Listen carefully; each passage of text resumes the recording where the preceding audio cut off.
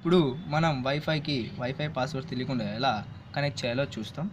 సెట్టింగ్స్లోకి వెళ్ళి VLAN open చేయండి. దాంట్లో మనకి రెండు కనపడుతున్నాయి. సిగ్నల్ స్ట్రెంగ్త్ సాయిస్కి బాగుంది కాబట్టి దాన్ని ట్రై చేద్దాం. దాంట్లో అడ్వాన్స్డ్ ఆప్షన్ ఓపెన్ చేసి ప్రాక్సీలో మాన్యువల్ టైప్ చేసి దాని కింద ప్రాక్సీ హోస్ట్ నేమ్లో పైన పేరు సాయిస్ అని ఉంది కాబట్టి sais.net అని టైప్ చేయండి.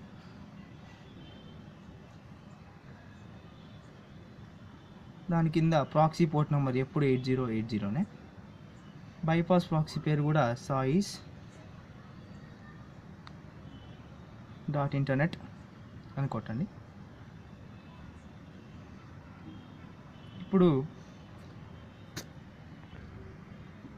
మనకి కింద ఇలా ఫిల్ చేసిన తర్వాత పైన పాస్వర్డ్ ఆటోమేటిక్గా కనపడుతుంది.